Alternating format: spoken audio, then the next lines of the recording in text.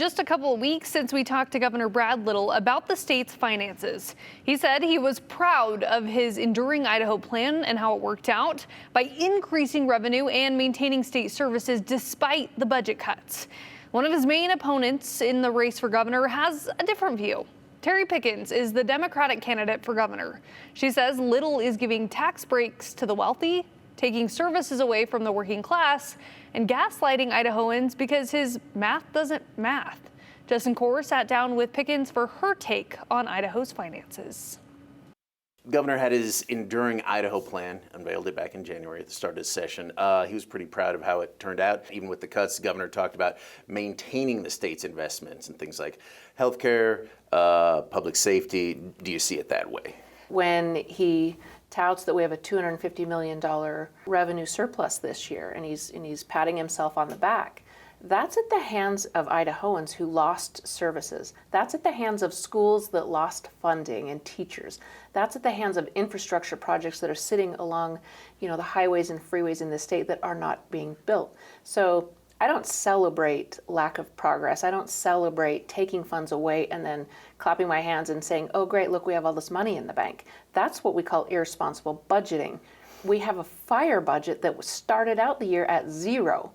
So we don't have $250 million surplus. Again, when I say the math doesn't math, that's just poor budgeting and irresponsible budget management. Going to be a bad fire year. Governor did talk about getting some more money allocated for that. How would you handle that differently? Well, I would have handled it differently a year ago in the budgeting process when I would have understood that this is going to be a bad fire year. We all knew that this winter. I mean, it's not rocket science. If it doesn't snow and the snowpack's not in the mountains, there's not going to be a lot of water, which means it's going to be dry. And then if it rains early on, you're going to have a lot of growth, which means it's going to feed a grass fire. And what do we have right now? The largest grass fire in the country burning in Idaho and Oregon. And so to me, that's just poor planning. They could have allocated additional funds when they did the budget. You shouldn't have to wait to a fiscal year 28 to fund 26 and 27's fire years. Some school leaders talked about, even with inflation, if you are maintaining or enduring the investments with inflation, it's still going to feel like cuts anyway. Would you spend more money on education if you were governor, and where would you find that money? I would restore the revenue that was given away in the tax breaks in the last 2 years. So that $450 million in tax breaks that went to the wealthy few, I would restore that funding because inflation is a thing, and it's especially bad right now. And it impacts teacher salaries, it impacts the cost of goods, it impacts the ability to maintain the infrastructure, the schools. So when schools come to the table and say we need more budget money to count for inflation, they also need revenue for the deferred maintenance. We've got a lot of schools, over $2 billion in deferred maintenance that while they have allocated some funds, it won't even scratch the surface of what absolutely needs to be done. So we have to allocate more money for the school budget because right now our school districts are relying on levies, and in many rural communities those levies are failing. So the schools are failing. They're firing teachers. They can't do the maintenance that they need to do. They don't have funds for extracurricular activities, sports for the kids. So for me, when the Idaho Constitution says you have to adequately fund public education for every student in the state, that means every student, regardless of zip code, regardless of rural school district, regardless if you live in downtown Boise, you're all entitled to the same free funded public education.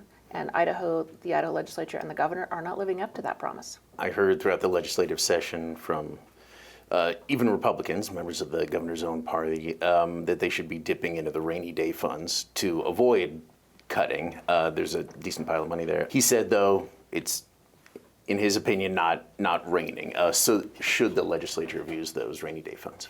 Yes, and I watched that too when he said, I've lived in Idaho a long time and it's not raining. I too have lived in Idaho 54 years, and I will tell you, it was a downpour the last couple of years. And with the budget crisis right in the outset of the legislative session in January, when 4 Idahoans lost their lives, they died because of the budget cuts. The initial cuts cut a bunch of mental health services for individuals who absolutely relied upon that to sustain their life.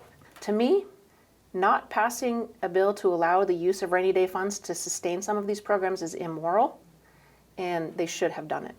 The same goes for funding schools. The same goes for funding our infrastructure. It is immoral to hold all of that money in a bank account and say it's just not raining hard enough. People are actually losing their lives. To me, that feels like rain. More on the education budget now. Pickens says if elected, she would also do everything in her power to undo the parental choice tax credit as well, saying it's funneling public money to private religious schools, which she says goes against the state constitution. Hunter. Okay, so, we mentioned a lot about the wild land firefighting fund, stuff like that, but that comes from the legislature, right? Not necessarily just the governor. Absolutely. It is mostly the legislature, but the governor also has influence on that, and Pickens says he didn't use any of that influence to get more funding for wildland firefighting. When we talk about influence, I kind of think Dirk Kempthorne when he made the big splash with his vetoes. Looking back on that, that is one way to do something. Red stamp. Yeah. Donk. I got a lot more ink. Yeah. Yeah. Didn't necessarily happen, but again, hey, it's campaign season. It is campaign season. You choose what you do, I'm excited. All right, Justin, thank you.